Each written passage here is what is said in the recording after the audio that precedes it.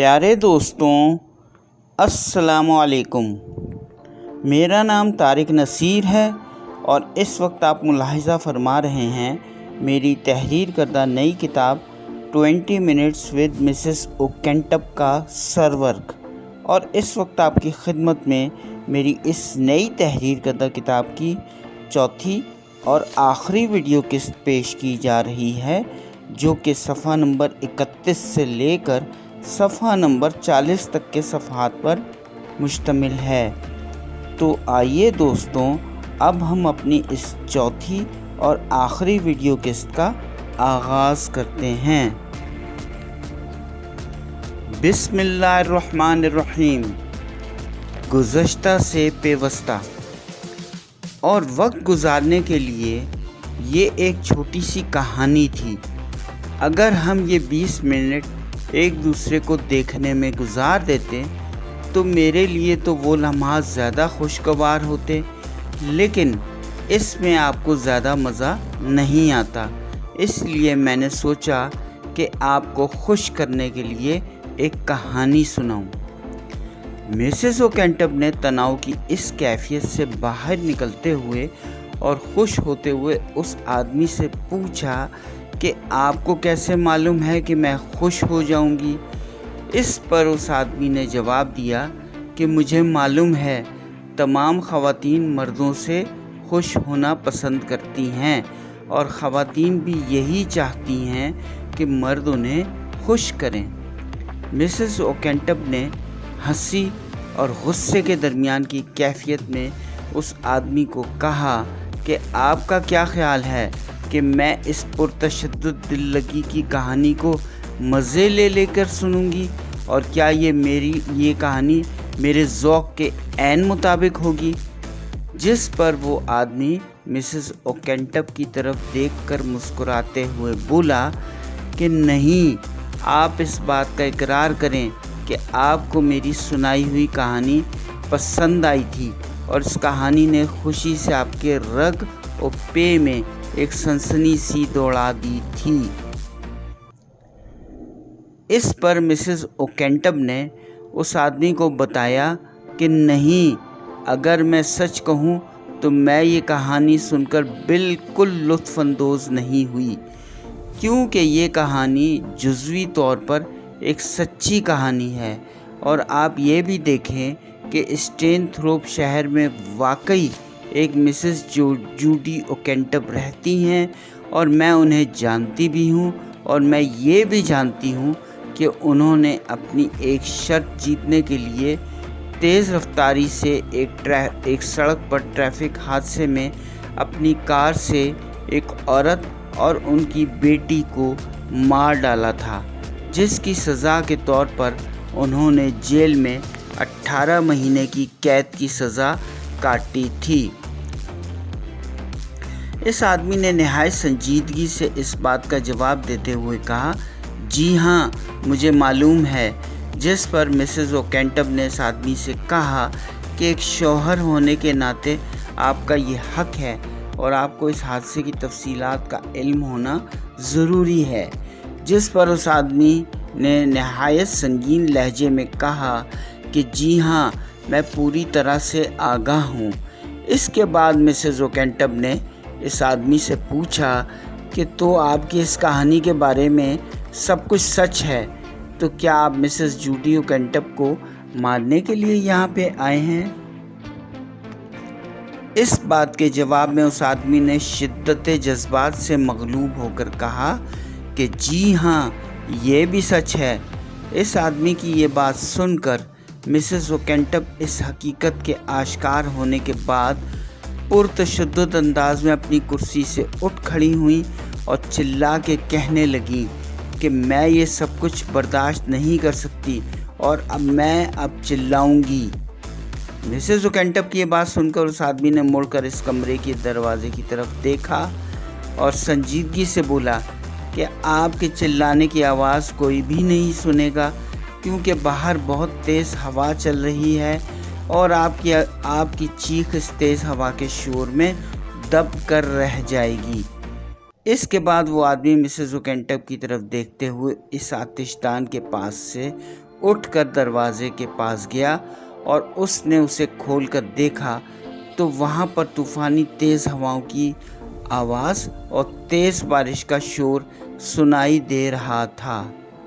और फिर वो मिसेस ओकेंटप की तरफ देखते हुए दरवाज़ा बंद कर देता है और फिर मिसेस ओकेंटप से मुखातिब होते हुए कहा कि अब आप जो भी कर लें, आप मिसेस जूडी ओकेंटप को नहीं बचा सकती। ये कहकर वो आदमी अपनी जेब से रिवॉल्वर निकाल लेता है और उसका रुख मिसेस ओकेंटप की तरफ कर देता है, जिसे देखकर मिसेस ओकेंटप की आंखों में खौफ नमूदार हो जाता है और वो डर के मारे अपने पीछे दीवार की तरफ हटने लगती हैं। इस दौरान दरवाजे पर खड़खड़ाहट सुनाई देती है, जिस पर वो आदमी मिसेस ओकेंटप को धमकी आमेज़ अंदाज में देखता है और अपने असलहे को अपनी जेब में डालकर छुपा लेता है, लेकिन उसे अपनी जेब में रख कर भी वो अपने असलहे को अपने हाथ ही में पकड़ कर रखता है। इस दौरान वो पोर्टर दरवाज़ा खोलकर उस कमरे में दाखिल होता है तो वो आदमी उस पोर्टर से पूछता है कि क्या ट्रेन चलने वाली है, जिस पर वो पोर्टर उस आदमी को बताता है कि नहीं जनाब, अभी तक नहीं, क्योंकि एक्सप्रेस ट्रेन को आने में अभी कुछ देर बाकी है और ये ट्रेन रात को 9:05 तक यहाँ पहुँचेगी। लिहाजा आपको फ़िलहाल बाहर जाकर बारिश में भीगने की ज़रूरत नहीं है, इसलिए अभी आप इसी कमरे में ट्रेन की आमद का इंतज़ार करें। जिस पर उस आदमी ने पोर्टर का शुक्रिया अदा करते हुए कहा कि आपका ये मालूमात देने का शुक्रिया।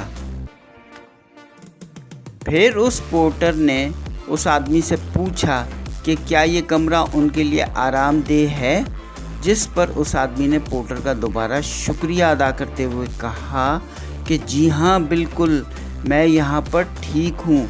और फिर वो पोर्टर कमरे से बाहर जाने के लिए वापस मुड़ता है, लेकिन जैसे ही वो पोर्टर कमरे से वापस जाने लगता है तो मिसेस ओकेंटप घबरा कर उसे पीछे से खौफज़दा अंदाज में आवाज़ देती हैं और उसे बुलाती हैं। तो वो पोर्टर एक मुख्तसर से वक्फे के बाद वापस मिसेस ओकेंटप की जानिब मुड़ता है तो वो देखता है कि वो आदमी मिसेस ओकेंटप के अकब में खड़ा होकर उन्हें इंतबाही नज़रों से देख रहा होता है, जिस पर वो पोर्टर मिसेस ओकेंटप को जी प्यारी कहकर मुखातिब करता है।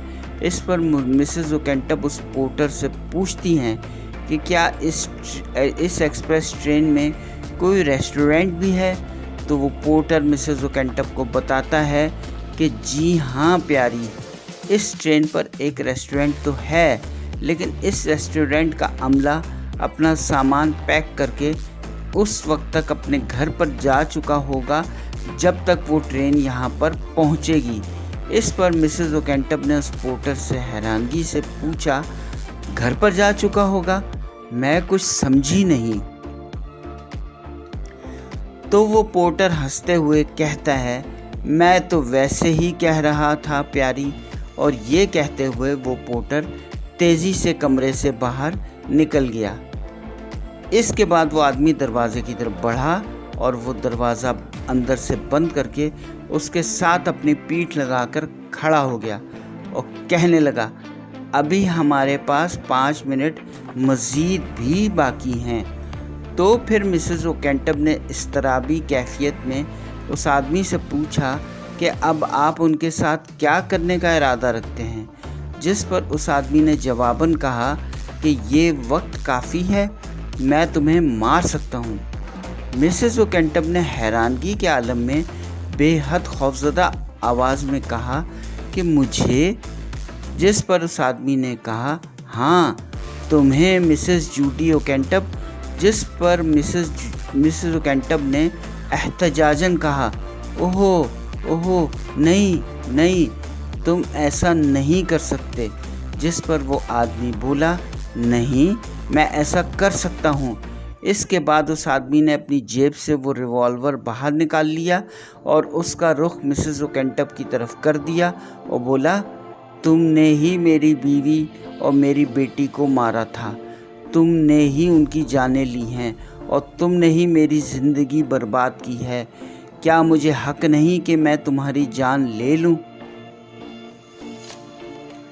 मिसेस ओकेंटप ने नरमी से उस आदमी से मुखातिब होते हुए कहा कि अगरचे तुम्हें मेरी जान लेने का ये हक हासिल है, लेकिन मेरी सज़ा तुमसे ज़्यादा कड़वी है, और इतनी कड़वी है कि तुम इसका तसव्वुर भी नहीं कर सकते।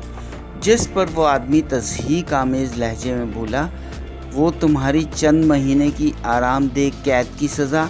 उसके बाद उस आदमी ने मिसेस ओकेंटप को हुक्म दिया कि अब तुम अपने घुटनों के बल झुक जाओ और मुझसे अपनी ज़िंदगी के लिए भीख मांगो। जिस पर मिसेस ओकेंटप ने उस आदमी से रोते हुए कहा कि मैं तुम्हें बता नहीं सकती कि जो वक्त मैंने इस कैद के दौरान गुजारा है और वो किस कदर अज़ियतनाक था। जिस पर उस आदमी ने एक इंतहाई कड़वे लहजे में मिसेस ओकेंटप से कहा कि हाँ, मुझे मालूम है तुमने कितनी अज़ियत बर्दाश्त की है, क्योंकि जब तुम कैद से रिहा होकर घर वापस आई थी तो तब तुमने दोबारा से कॉकटेल पार्टियों में शिरकत करनी शुरू कर दी थी। इस पर मिसेस ओकेंटप ने उस आदमी को बताया कि मेरे जहन में हर वक्त इस हादसे का वही मंजर घूमता रहता था। तुमने तो वो मंजर नहीं देखा क्योंकि तुम वो मंजर देखने से बच गए थे, लेकिन मैं जहाँ पर भी हूँ और जो कुछ भी कर रही हूँ, वो मंजर हर वक्त मेरी नज़रों के सामने घूमता रहता है। वो होलनाक मंजर जब तक मैं ज़िंदा हूँ वो मेरी नज़रों से कभी ओझल नहीं होगा, और यही मेरी असल सज़ा है मरते दम तक। फिर मिसेस ओकेंटप चीखते हुए कहती हैं कि मैं अब ये बोझ मज़ीद नहीं उठा सकती, और ये कहकर वो अपना चेहरा अपने हाथों में छुपा लेती हैं और कहती हैं कि क्या तुम मुझे मज़ीद भी कोई सज़ा दोगे? तो फिर वो आदमी सवालिया अंदाज में मिसेस ओकेंटप से पूछता है, तो क्या ये तुम्हारा अपनी ज़िंदगी की भीख मांगने का अंदाज़ है?